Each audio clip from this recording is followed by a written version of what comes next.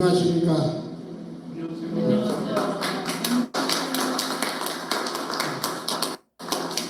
정말 더운데 오시느라 수고 많이 하셨습니다. 내 팔자가 어찌된 팔인지 나 정말 생각해도 좀 내가 이해가 안 됩니다. 이게 이 무서운 이 문여도 의뢰공장 찾는 길에 뛰어든 것이 제 나이 44살 때인데 10년 꼬박 10년 걸려가지고 53살 때인 2002년 3월 2일 날 꿈에도 소원했습니다. 의뢰공장 찾는 건 의뢰공장이 조그맣지 않기 때문에 어마어마하게 클 것이기 때문에 공간이 땅속에 그 한 가닥만 연관된 한 부분만 구멍 하나만 뚫자. 그러면 그 구멍을 통해 내려가가지고 돌아다니보면 다 나타날 것입니다. 그래서 10년 동안 내 가진 것을 전부 다 통틀어서 우리 할아버지 땅도 아니고 우리 아버지 땅도 아닌데 그 땅이 누구 땅이냐 하면 대한민국 땅이었어. 그런데 구하면 통한다고 하늘에서 길을 열어주더라고요. 그래서 우리 할아버지 땅도 아니고 아버지 땅도 아님에도 불구하고 그 땅에다가 소원대로 구멍을 하나 뚫었어요. 직경 60cm, 깊이 16m 안반층을 하루 만에 뚫어버렸어요. 기계가 워낙 좋은 기계가 있으니까 기계 설치하는데 조립하는데 한 이틀 걸린다는 것이 3일이 걸렸어요. 그런데 D-Day를 언제 잡았느냐 하면 3월 1일로 잡았습니다. 왜냐하면 3일 전이 3월 1일 공휴일이기 때문에 국가관공서, 경찰, 시청, 구청 다 놀기 때문에 그러니까 시끄럽다고 기계 돌아가는 소음에 시끄럽다고 민원이 발생해도 경찰도 오기가 난처할 것이고 공무원도 오기가 난처할 것이라 하는 그게 감안했죠. 그래 그 새벽부터서 기계가 들어와가지고 조립을 해치는데 이틀 만에 조립이 다 되어버렸으면은 3월 1일 날 그냥 아침부터서 파버리면은 오후 한 5시경에 그냥 다 완성이 된다. 한두 시간만 하면은 완성이 된다. 왜 그러느냐 하면은 땅 속에 숨어 있는 그 불을 찾아내거든요. 그 MRI 같은 기계가. 그 기계가 한국에 들어온 지 불과 한 두세 달 됐을 적에 그 기계가 있는 걸 알았습니다. 그 기계가 어디 있느냐 하면은 대전의 배재대학이라고 대전 유성이 있어요. 그 배재대학교가 그 하와이의 그 기독교 교민들하고 자매 결연이 돼가 있대요. 그 이승만 대통령이 만든 학교가 배재학당 아닙니까? 그래서 그 좋은 기계가 들어오면은 세상에 나오면은 그 교민들이 기독교에서 사가지고 그 배재학당에 원조를 해줍니다. 그래서 그 기계가 저 영주 부석사 무량수증 그 찾는데 동원된 걸 텔레비를 보고 제가 알았어요. 이야 저런 기계가 있구나. 저 기계 같은 거 내가 의뢰공장 찾는데 저 굉장한 소용이 되겠구나. 그래서 그 교수를 찾아가서 했더니 굴이 존재한다면은 대강 몇 메타에 존재한다고 보느냐 저한테 물어요. 그래서 바닷물의 그 조수 간만의 차이를 감안하면은 20m 지하 20m에 존재한다. 꼭 본다 했더니 그러면은 모래밭도 아니고 흙밭도 아니고 안반층이라면은 20m 안에 그 굴이 존재한다면은 100% 찾을 수가 있다.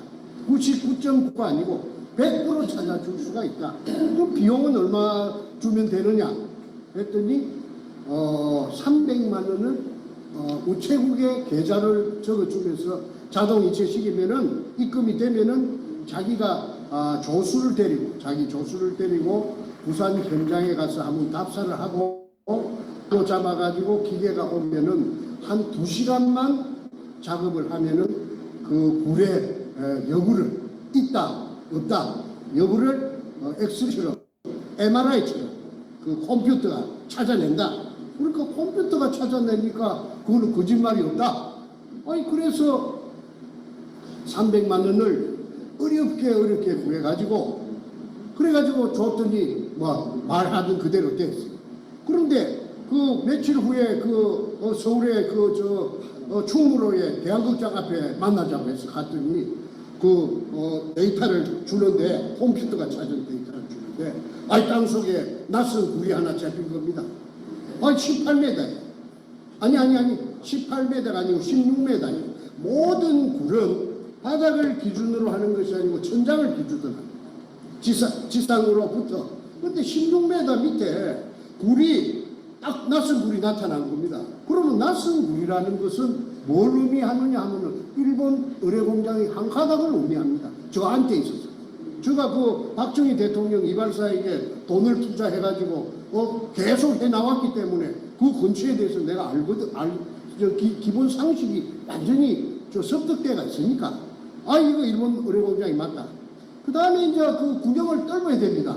그래서 이제 그 땅 주인이 하늘에서 아까 저한테 기회를 준다고 했던 것처럼 97년도에 IMF가 왔어요. 그래가지고 이 재벌들의 군살빼기, 그걸 어려운 말로 말하면은 BIS, 자기 자본 비율 맞추는 겁니다. 은행에 빚을 갖고 군살빼기, 쓸데없는 재산을 빨리빨리 팔아라. 그래가지고 그 땅 약 500평이 대한항공이 가지고 있다가 민간업자, 권업자, 건축 폐기물 처리업자, 그게 정확한 표현. 처리업자 두 놈에게 공동으로 평당 80만 원씩에 팔려버렸어요. 그래서 이제 그러면 그 다음부터 제가 불안합니다. 마음이 불안합니다. 왜냐하면은 이 민간업자들이 이 제가 알고 있는 학습이 된 정보를 조금이라도 캐치했다면은 자기 땅에 자기 파버리고 나는 10년 세월에 닭 쫓던 게 개꼴이 되지. 닭 쫓던 개꼴이 되지. 그래서 안절부절하고 있는데, 그러니까 만나가지고. 이제 부산 사람들은 그 의뢰공장의 어떤 전설처럼 어릴 때부터 의뢰공장하고 그 다음에 보물이 그 속에 있다는 말을 어릴 때부터 다 듣고 자랐어요. 그래서 100% 부정하는 건 없습니다. 의뢰공장도 존재하고 있고 어딘가는 모르지만 그 다음에 그 속에 애놈들이 보물을 숨겨놨더라는 등 그런 말이 아주 민간에 팽배해 갖고 있습니다. 그런데 이제 아까 MRI 기계 같은 그 기계가 찾아놓은 내가 데이터가 있고 그 다음에 땅 위에다가 분필로 가지고 선을 딱 그어주니까 그게 뚫으면 된다. 그럼 이제 업자가 있어야 됩니다. 그래서 돈이 있으면은 일사천리로 그냥 착착착착 다 되지만은 돈 좀 있는 거 걸써 갖고 그 장만해 놓은 돈 벌써 다 고갈돼 버리고 빈손이지. 그러니까 그 군영은 죽어도 떨어야 됩니다. 비가 와도 떨어야 되고 눈이 와도 떨어야 됩니다. 그래서 어떻게 해가지고 연결해가지고 송파구 광희동에 수산중공업이라고 그 큰 회사가 있습니다. 거기 6천억의 부도가 났어요. 6천억 부도가 났어요. 그러니까 그 회장이 이제 죽기가 됐는데 그 다음에 6천억 부도 내고 지 재산 전부 다 빼앗기고 그 다음에 백문소 가야 돼. 6천억 떼문 죄로 부도낸 죄를 살로 가야 되는데 그러니까 자기 친구가 내한테 중앙일보 기자가 하나 있는데 내한테 힌트를 주기로 저 사람 같으면 할 수 있다. 내가 가르쳐 주더란 말은 하지 말아라. 그러면서 2판, 4판, 공사판이다. 이래도 죽고 저래도 죽는데 구멍 하나 뚫으면 못 뚫겠느냐. 그래서 그 접촉을 했더니 내 말을 갖다가 듣고는 그 매력이 있단 말이야. 그래서 구멍을 뚫게 된 것입니다. 돈 10원도 안 들이고 땅은 빌려놔. 앞전에 대한항공에서 민간에게 IMF 오면서 불화가 되었기 때문에 그 땅 주인놈 두 놈을 설득을 해가지고 그 땅 5평을 빌려놨어. 그 다음에 이제 부모가 떨고 온 겁니다. 파슬리 유통기한이 후추네. 이 양반 또 어디 갔어? 아우 뭐야. 그래서 그 구멍이 뚫힌 날짜가 2002년 3월 1일입니다. 3월 1일 날 새벽부터서 3월 1일 날 아까 말씀드린 3일째 날 뽑기를 한 것이 뭐 기계가 조립이 잘 안 돼가지고 하루 뒤에 딜레이 돼가지고 3월 2일 날 새벽부터서 기계가 막 웅웅 하고 돌아가니까 그 위에 산 피난민들이 살아요. 아주 영세민들이. 이 영세민들이 민원을 잡아 이어도 뭐 구청에서도 뭐 그래 나중에 한 나 때나 될 때 구청에서도 오고 경찰에서도 오고 뭐 난리가 났어요. 그래도 기계를 갖다가 중단시킬 수는 없죠. 기계가 그 미리 딱 그 기계 기사들을 훈련을 시켜가지고 누가 그냥 뭐라 해도 그냥 아무 그 기계 끄지 말고 막 계속 돌리라. 모든 책임은 내가 다 지구만.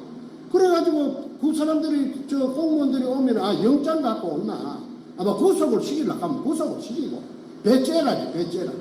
그래가지고 오후 5시경에 아무도 예측 못하는 일이 일어났어요. 왜 그러냐면 땅속으로 기계가 이렇게 땅속을 헤비면서 깊이 들어갈수록 소리가 차츰차츰 좀 작아졌지. 그래갖고 막판에 16m 근처에 가서 딱 숨어있는 굴하고 연결이 되는 순간에 물 기둥이 지상으로 막 차고 올라갔는데 그러니까 16m 올라오고 또 지상에서부터 17m 그러면은 합계 33m를 한 3시간 반 뿜었습니다. 자, 여러분 한번 생각해 보십시오. 직경 60cm 길거리에 가면 맨홀 뚜껑, 한국에 길거리가 맨홀 뚜껑만한 그 구멍을 통해서 3시간 반을 물이 17m 높이로 뿜었다라는 사실은 한반도가 생기고 나서 한 번도 없었던 일이에요. 물론 뭐 수도관이 겨울철에 터져가지고 이 조그마한 물줄기가 솟는 거는 뭐 흔히 길거리를 지나다니다가 봤지만은 아니 직경 60cm 거기에서 지상으로 17m를 16m 올라오고 또 17m를 해가지고 그 다음에 3시간 반을 그 물의 그 수압은 굉장했습니다. 예를 들어서 한 500kg짜리 소를 한 마리 얹어놔도 소도 공중으로 타고 올라갈 정도로 힘이 셌어요. 그럼 물이 뿜었다라는 사실은 수압이 있다는 것입니다. 수압은 뭐냐? 큰 공간 안에 물이 가득 채여 있다가 거기 작은 구멍이 하나 뚫히니까 아까 제가 뚫은 구멍입니다. 그러니까 수압을 견디지 못하고 쫙 올라가. 그거는 자연 물리 현상으로 거짓말이 없습니다. 그거는 그야말로 깨가 많은 인간들이 조작할 수 있는 깨를 부릴 수 있는 그런 부분이 아닙니다. 거기 가장 의뢰공장이 있다는 핵심적인 의뢰공장이 있다는 사실을 뒷받침해주는 핵심적인 증거 자료인데 그것이 나는 사진 찍고 뭐 이런 것만 성격이 아니라서 그거 잘 못하는데 배신자 나를 따라 그 일을 단 둘이서 했는데 김성태라는 그 삼천포 출신에 또 항소많은 새끼가 있어요. 김성태라고 그 도둑놈이에요. 사진 찍는 게 취미라 항상 카메라를 막 잘 때도 갖고 자는가 몰라도 그걸 사진을 탁 찍어놨어요. 물이 뿜는 사진을. 그러니까 그때 그놈이 찍어놓은 사진이 제 손에 있습니다. 그 책에도 거의 다 들어있습니다. 왜 그러느냐 하면은 이제 이 배신이 일어나고 나서 금이니까 배신이 일어납니다. 금이 아니었으면 배신 안 일어납니다. 돌이 나왔다 하면 배신 안 일어납니다. 돌이 나왔는데 와 배신이 일어나요? 먹을 것도 아닌데 쌀만 먹는 것도 아닌데 금이 나오니까 저를 보고 독을 하자 독을. 그때는 이미 독을 다니 모여들었어요. 모여들어가지고 독을 하자 독을. 왜 나라에 신고해서 세금을 왕창 뜯기건데 줄 것이냐. 그리고 새파리, 똥파리, 온유월에 온갖 파리들이 날라들으면은 형님이 어떻게 그걸 감당하려고 하느냐.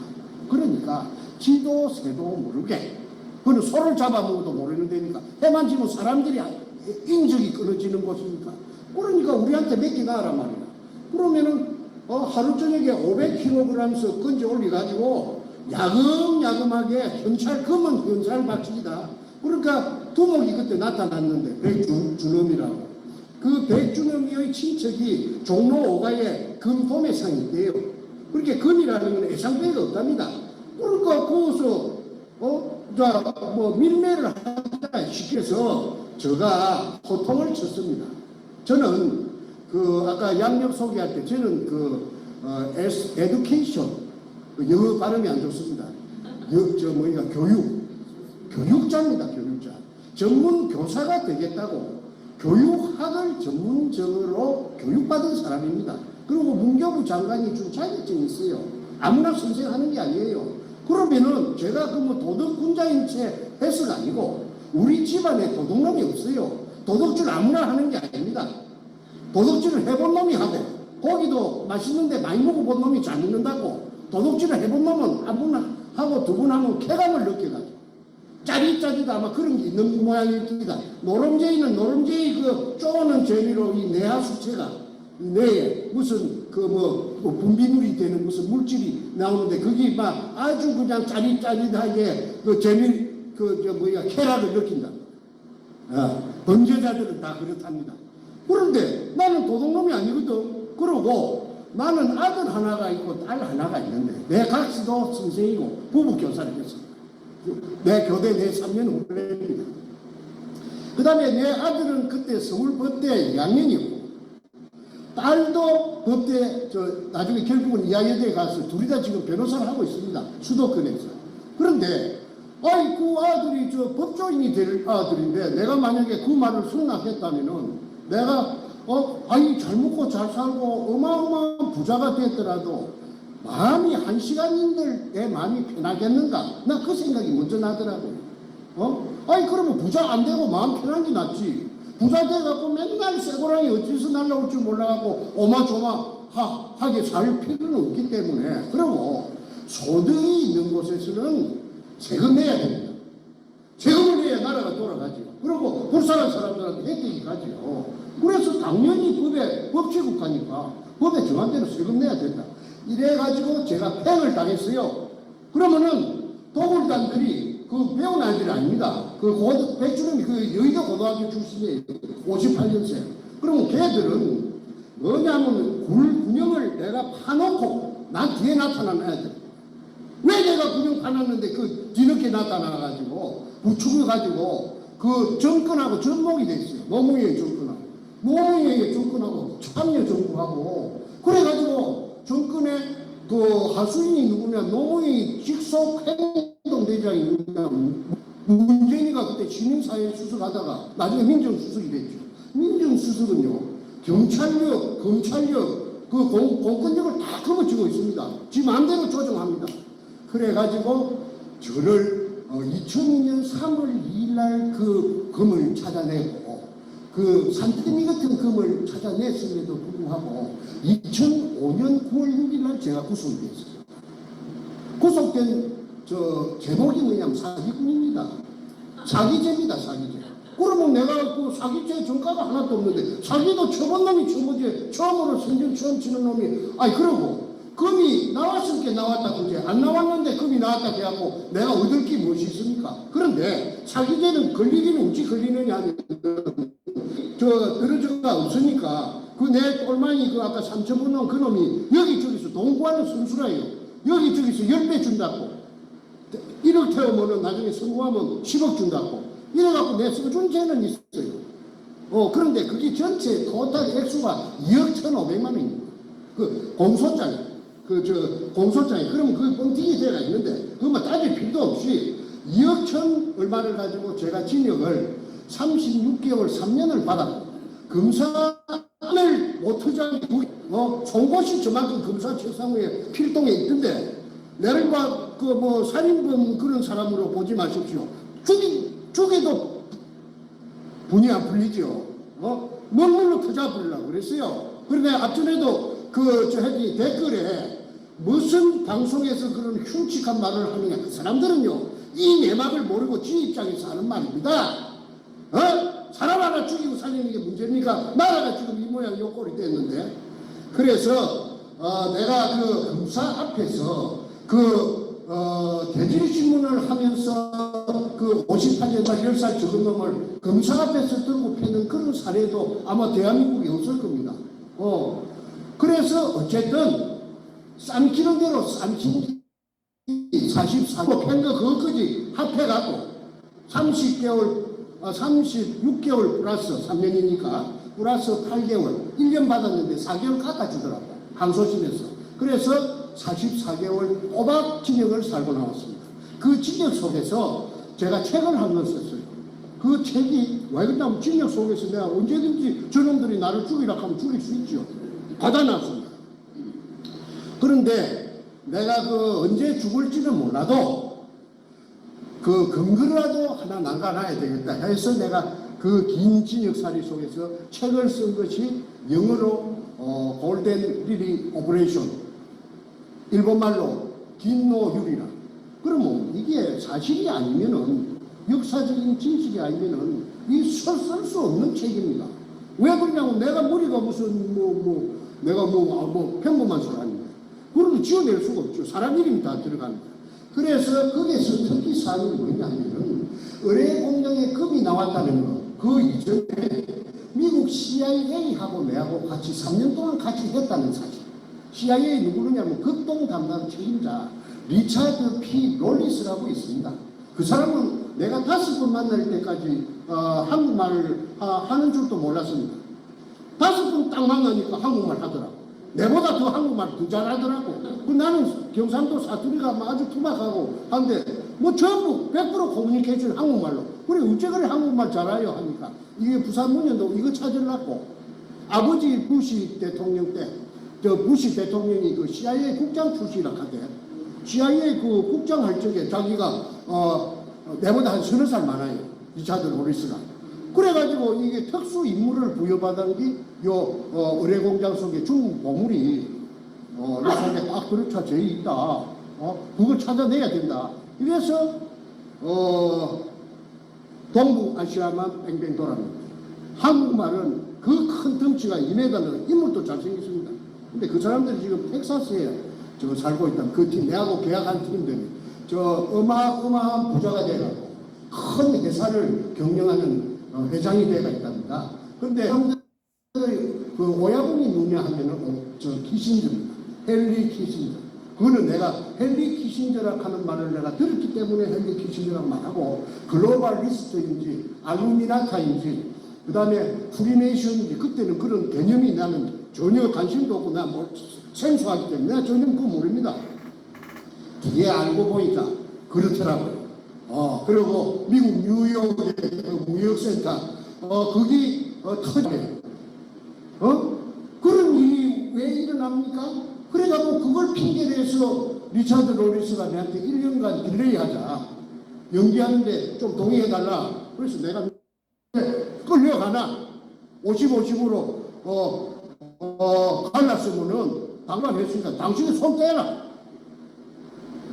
내가 그런 배짱은 내가 비록 국민학교 선생님밖에 안 되지만은 내가 그런 거는 단호합니다.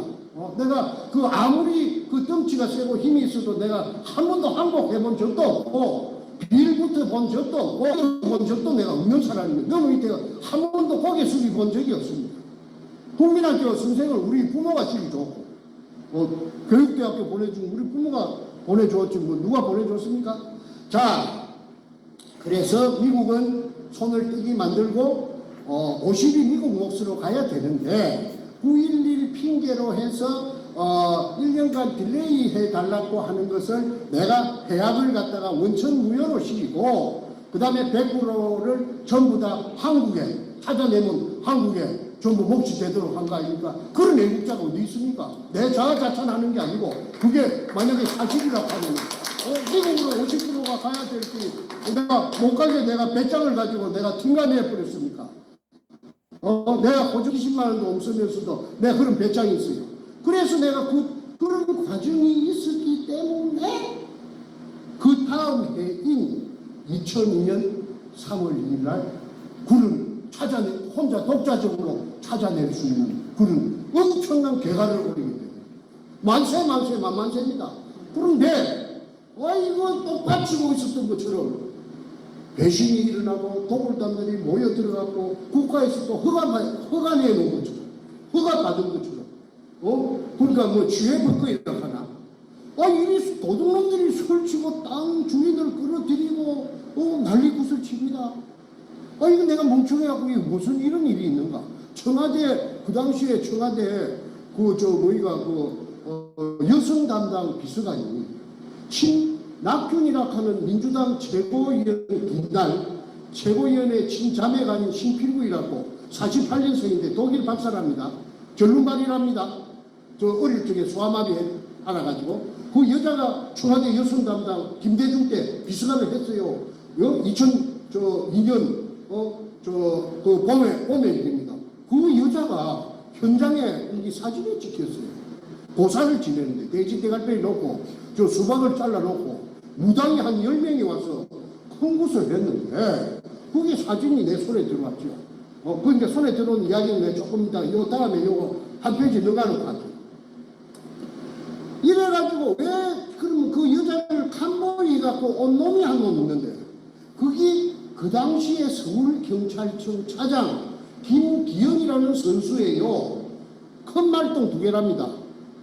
사복 양복 입고 왔는데 그러면 그러한 사실이 어떻게 내 귀에까지 들어왔느냐 하면 그 두목 백주는 그 몰려온 인부들을 비롯한 여러 구경꾼에게 저거는 청와대에서 내려온 저 여자는 신필규이라는 청와대 여성 담당 비서관이다. 김대중이 비서관이다.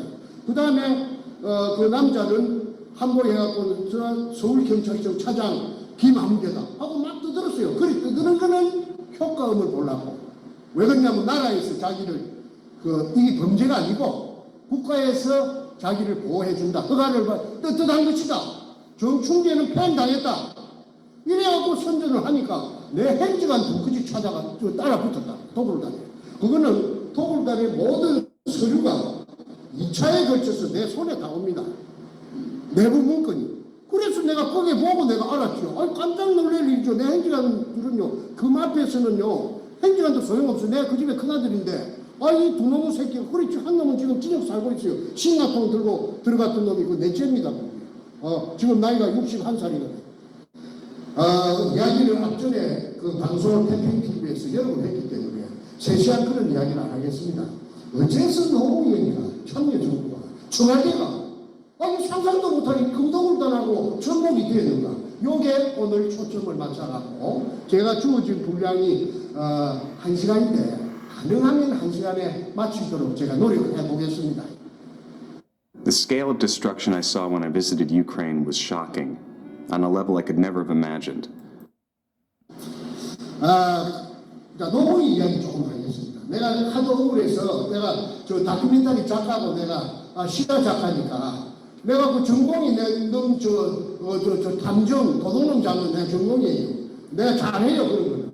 그래서 내가 추정을 했더니 전라도 장흥에 전라남도 장흥에 살던 노판숙이라는 사람이 있었는데 일본의 기안동포가 해방되고 지금 동네 전라도로 찾아왔어. 그런데 노무현이가 뭐 한 3살 되고 그 다음에 저세이 노건페이라고 하는 게 7살 때인가 뭐 8살 때인데 48년 10월 18일이라고 기억됩니다. 여수 반란 사건이 일어났어요. 여수에 주둔하고 있던 그 일개 연대병력이 그 제주도에 그 4.3 사건을 토벌하려고 그 군함이 여수항에 와서 대기하고 있는데 그가 총을 거꾸로 들이대갖고 반란군 대장들이 이렇게 선동을 해가지고 그래가지고 전라남도 이때가 순식간에 반란군에 장악됐어요. 근데 노판수리가 노무이 저 애비가 뭘 했느냐 우편 배달부를 했어요. 시골에서 우편 배달부는 그때나 지금이나 아마 자전거 타고 다니는 모양이에요. 자전거를 타고 자기 배달 구역에 사는 그 상대 우편 농민들 면빈들 집을 다 알지요. 저 집에는 아들이 육군 상사고 저 집에는 순경 갖고 다 알지요. 다 나지요. 숟가락이 몇 개고 고무신이 고무신 몇 그래서 반란군들에게 다 보자질로 해갖고 발라버린 겁니다. 그러니까 반란군들이 저녁에 자는데 들어가가지고 찍찍이가지고 불러내갖고 한 곳에 모아갖고 다 죽여버렸어요. 그러면 그 죽은 가족들한테는 그 노판수리가 원수가 됩니다. 그런데 내일 정부군이 들어옵니다. 이승만의 군대가 들어옵니다. 국방군이. 그러면은 저거 남아있으면은 바로 1차로 타겟가 된다는 거 아니까 모시를 택해가지고 캄캄한 금밤에 동네를 지도새도 모르게 한밤중에 빠져나옵니다. 남부여대 해가지고. 그 다음에 노무이 손잡고 이래갖고 밤 되면은 걷고 낮에는 등불 속에 숨고 이래가지고 경상도 땅으로 건너왔어요. 예. 이거는 지금 공개 안 된 이야기입니다. 그래가지고 동쪽으로 될 수 있는 건 전라도 쪽에서 멀어져가지고 간 곳이 김해 진영읍 봉안입니다. 봉안이는 뭐 하는 동네냐 하면은 봉수대가 있더만. 봉수대가 옛날에 그 대구의 임금님한테 그 전달하는 통신수단이 그 봉수불 피우는 거 아닙니까? 그 봉쇄 바위 위에가 그쪽에 평야지대인데 그 높은 산이 그게요. 그렇게 봉수 그 그거 피우는 봉화 피우는 밑에 동네라고 봉화입니다. 진영은 봉화리. 그런데 거기에가 역전거리라는 하발마를 띄우고 하발마가 교통수단이 없으니까 서울까지 전달하는 말이 지치면은 말 그게 반납하고 또 새 말 힘이 좋은 말로 바깥이나 경상도 쪽에는 형들이 그 동네 어구에 와서 산다고 그러면은 그거 못 살게 합니다. 아주 터세가 셉니다. 아주 비난하고 가난했던 모양이에요. 그런데 뭐 공부 부산 상고를 가지. 부산 상고는 학교가 좋은 학교입니다. 부산고등학교, 경남고등학교 다음에는 부산 상고입니다. 머리가 나쁘면 못 들어갔어요. 그런데 은행원이 되는 게 목적입니다. 고등학교 학벌이 제후의 학벌이 부산 상고 좋은데 고등학교 나온 놈이 10년 동안 쪼아갖고 시험에 붙었다 하는 거는 우리가 그 노무현이라는 인간의 어떤 집념이라 할까 왜 안 되겠습니까? 그래서 대전지법에 판사가 됐는데 관리를 1년 정도 하다가 사퇴를 했어요. 월급이 쫓겨나니까 그 대식구들을 미기 살릴 길이 없어요. 그래서 부산 내려가고 변호사를 하면서 그 문재인하고 만난 겁니다. 그래서 문재인은 말하자면은 노무현의 영원한 똘망입니다. 꼬보. 그런데 재밌는 이야기가 노무현이가 세상의 그 친구들에게 또는 기자들에게 공개한 적이 있어요. 무슨 문장처럼. 그게 지금 내가 들려드리는 이 말씀이 노무현이가 어떤 인간인가 하는 것을 이 계산해 보는데, 자료재해 보는데 큰 도움이 됩니다. 왜냐하면 노무현 집이 찢어지게 가난하니까 노건평이하고 같이 민원을 했어요. 행지관끼리. 야, 형아, 우리 가정 형편이 이리 가난해가 되겠나? 좀 우리도 형편이 좀 풀려야 될까 아이가? 그래 맞다. 그거 어째야 되겠노? 하니까 그러지 말고 우리 뒤에 산에 산이 좀 있잖아. 그 산에 감나무를 좀 심자. 땅감이 유명합니다. 아마 땅감이 한국에서는 제일 유명합니다. 진영땅. 그래서 명호를 그럼 사야 되는데 명호 살 돈이 어디 있노? 내가 책임질게. 형님은 내만 따라 붙어라. 해가지고 어느 날 밤에 김해 임업시험장이라고 합니다. 그건 국가기관입니다. 묘목 기구인데 임업시험장. 그 철조망 다 해놨어요. 담이 있든지 철조망이 있든지. 그걸 절단하고 그게 침입합니다. 야간에. 그래갖고 지입으로 100개. 원한들을 훔쳐가지고 갖고 와가지고 가수 그 산에다가 심어갖고 그게 실제로 그 몇 년 후에 그 가게에 큰 도움이 되었다고 스스로 이야기합니다. 자, 그 이야기 때가 하나 다 소개했습니다. 그러면 그것이 현행법으로 따진다면 특수절도입니다. 이 야간에 밤에 절단하고 침입해갖고 국가 물건을 훔쳐갔으니까 그 예사로운 일이 아니죠. 엄연한 범죄이죠. 도둑질이죠. 도둑질은 아까 제가 서두에 말씀드린 대로 아무나 하는 게 아닙니다. 도둑은 남의 주민의 눈을 피해 설정 훔치는 걸 절도라고 합니다. 절도죄입니다. 그런데 자기 입으로 스스로 훈장처럼 그 백주나 되는, 백주가 작은 거 아닙니다. 그 백주나 되는 묘목을, 애터지 키우는 묘목을 훔쳐다가 자기 산에다가 가수원을 조성할 정도의 간덩이를 갖고 있는 놈이라 하면은 그거는 정상적인 인간은 아니라고밖에 볼 수가 없습니다. 아무리 예쁘게 그 범죄한 거는 없어지지는 않았죠. 그게 어떻게 지우개로 그 글씨를 손을 쥐어도 하면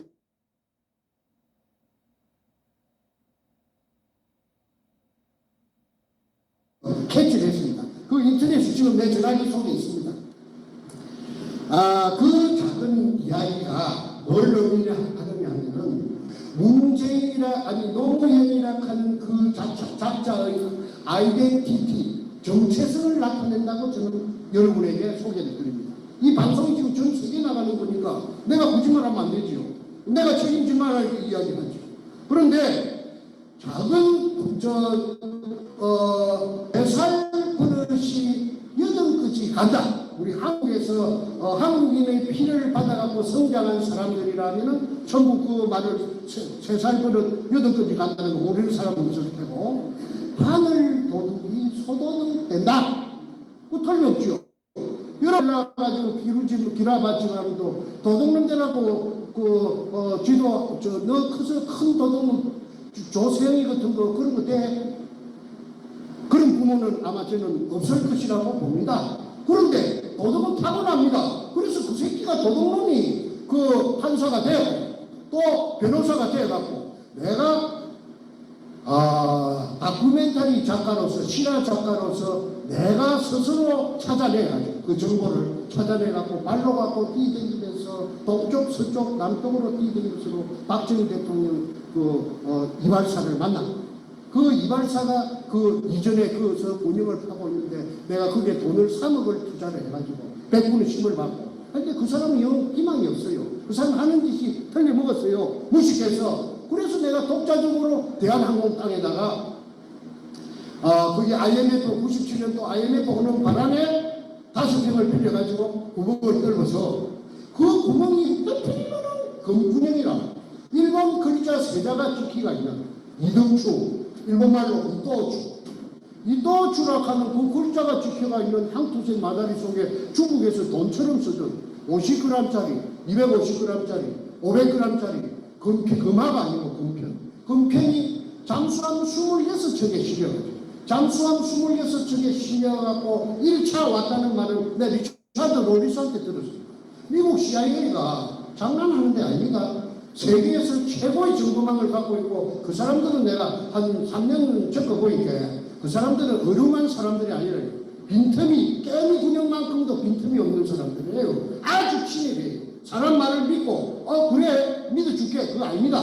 자기네들이 전부 그 말을 또 검증을 해요. 이 말이 틀리는 말인가 맞는 말인가를 사치 검증하는 것이 미국이라 하는 걸 내가 그때 세상에서 처음 겪어본 그 미국 CIA를 통해서 그래서 CIA를 내가 팀간해버렸어요. 그래서 했는데 그 다음 도둑놈이 나타난 것이 한국의 대통령이 도둑놈이 돼가지고 그놈이 쉽게 말해서 이인규라는 대검 중수부장한테 붙들려 갔다가 와서 돌통이 날산지 보니까 꼬롱이 나는 게 시간 문제니까 그날 저녁에 그만 저거 똘마이 문재인이가 그만 없애버려요. 그걸 일컬어서 도마뱀 꼬리 자르기 일환이라고 제가 진작에 붙어서 책에 썼습니다. 아까 김노율이 골든리리 오퍼레이션 내가 그거 썼습니다. 문재인이 하고 너무 이름을 바로 받았습니다. 그래서 문재인한테 그 책을 전달해 줬습니다. 내가 직접 준 게 아니라 직접 전달해 줄 수 있는 사람에게 줘갖고 전달됐다는 걸 확인했습니다. 그런데 그 외에도 내가 쓴 글을 무시무시한 글을 전달해도 저놈은 대응하지 않습니다. 나에게 대응하라. 우통 벗고 좀 나서줘라. 나를 좀 잡아 이어주라. 하는 그런 판을 크게 벌이라고. 오프닝 장에서 무대에서 이렇게 홀링한 겁니다. 올라와. 이 국민들을 보는 데서 니캉 한번 맞짱을 한번 뜨자. 내가 할 수 있는 건 그거밖에 없습니다. 절대 의해주지 않게. 노 코멘트라 하고 뒷구녕에서 뭐라 하느냐 하면은 가짜 뉴스. 여러분, 우리 양산집에 금이 200톤 숨겨져 있답니다. 그거 정말이면 참 좋겠죠? 젊은이들 일자리를 만들 수 있을 테니까요. 이런 식으로 영촌스럽게 말을 돌려가지고 눈도 끔찍 안 하고 그냥 거짓말로 쳐발라가지고 그래서 이 우리 대한민국 국민들은 순진해서 그런 거지. 그 말을 또 혼이 들어요. 그런데 오직해야 제 아버지도 같고 어머니도 같은 제 행지가 있어요. 형님한테도 못 오고 이것도 아니고 그쪽에서 또 팽이가 있어요. 돈만 조금 보고 돈 맛을 조금은 봤답니다. 있는데 오직해야 저 세상에 알리려고 신라통을 가고 문재인의 그 사상 지역구 사무실에 들어가서 인지급을 벌렸겠습니다. 그거는 도로로 난 그 유리창을 깨고 준비해 갖고 가는 그 프레임카드를 세로로 붙였는데 그게 인터넷에 나옵니다. 지금도 나옵니다. 문현동 금도구리 종착지 노무현을 아니 문재인을 즉각 구속 수사하라. 그거 나옵니다. 전국에 오전 10시부터서 밤 12시까지 계속 모든 방송이 전부 이것만 했습니다. 그래서 모르는 사람이 없는데 저런 게 어디 있어. 저 문재인이가 그러지 않아. 가짜뉴스라고 정신병자나 봐. 그래서 형님도 정신병자가 되고 또 넷째 우리 집에 정승재 넷째도 정신병자입니다. 정신병자는 그냥 몰아버려요. 그런데 미안하지만은 나는 우리 집안에 정신병자가 있다는 말 들어본 적도 없고 제가 우리 마누라가 초등학교 일산에 어떤 초등학교 교사로서 정년퇴직을 했는데 그 공무원 의료공단이 있습니다.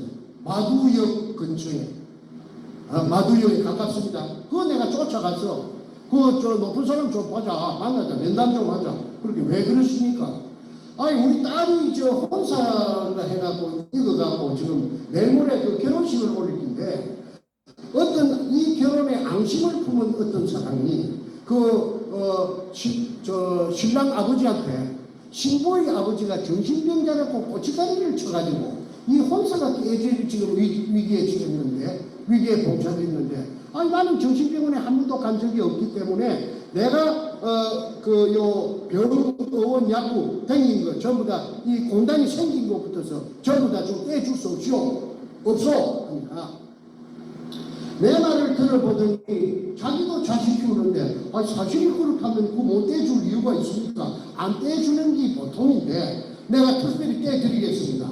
그래서 내가 땡기 112년 동안에 148군데 땡기더라고.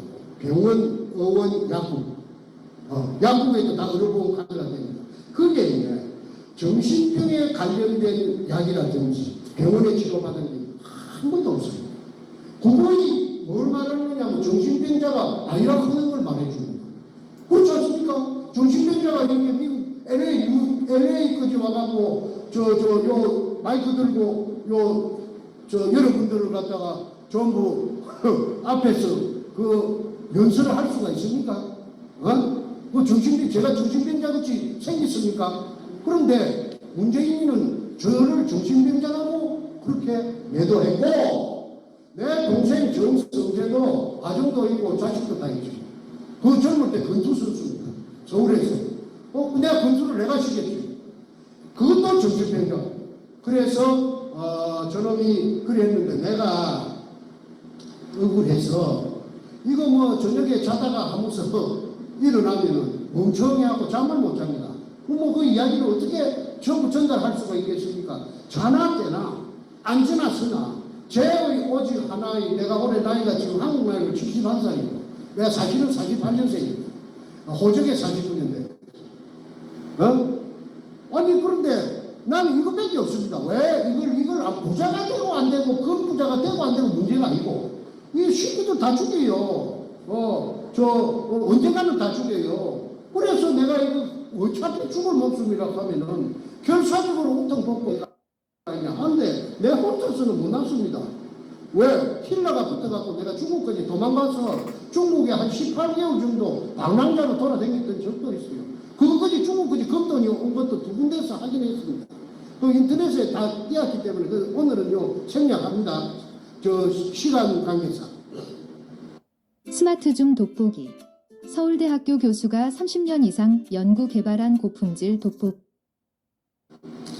김일성이라 하는 이 저하고 나이 차이가 나는 이분을 태극기 집회에서 우연히 소문을 듣고 미국 교민이 대단히 감이 커서 문재인이 보고 막 쉐리 포문을 열고 막 되나 안 되나 막 쉐리 퍼붓는다고 그래요. 그래서 도대체 그러면 간띠미가 그 배밖에 나왔는가 보다 한번 가보자 해서 들어보니까 가당찮더라고. 그래서 내가 이 사람을 콜링을 했어요. 콜링 만나자고. 이래가지고 만나가지고 이야기를 하니까 한국 사람들은 두 가지 부류로 나눕니다. 이 이야기를 합니다. 아이고 저는 무승을 안 할래요. 무승을 떠나야지요. 그 자료를 좀 주세요. 그러고 난 뒤로 전문가들을 내한테 붙이더라고. 지질학자, 박사. 그 지질학에 대해서는 이태리가 또 좀 말개나 하는 건데 이태리에서 박사학위 받은 사람은 내한테 붙여갖고 나를 검증을 하고 또 무슨 전문가를 붙이고 무슨 전문가를 6달 걸렸습니다. 6달. 작년 12월부터 금년 5월 말까지. 이래가지고 나는 이제 김이 세가지고 김이 빠져붙는가 보다. 저 사람 이제 이거 뭐 큰 소리만 치더니 헛방이 같다. 자꾸 또 새끼들 그렇지 보채는 것 같지. 어떻게 되는 거야? 할 거야 안 할 거야? 할 수도 없고. 숨이 막힐 지경인데 이거 도망가려고 해야 도망갈 데도 없고. 내가 죄 지은 게 뭐 있나요? 그 찾아낸 죄밖에 없습니다. 나는 구멍 뚫은 죄밖에 없습니다. 남들이 못하는 걸 내가 했습니다. 한국 사람들이 그 땅 위에 얼마든지 많이 지나다니는데 한 번도 못한 걸 한국 사람 5천만이라고 치고 5천만 중에서 내 혼자가 내가 우리 할아버지 땅도 아니고 아버지 땅도 아닌데다가 60cm 지하 16m 군용을 해가지고 찾아냈습니다. 그런데 거기서 잠깐만요.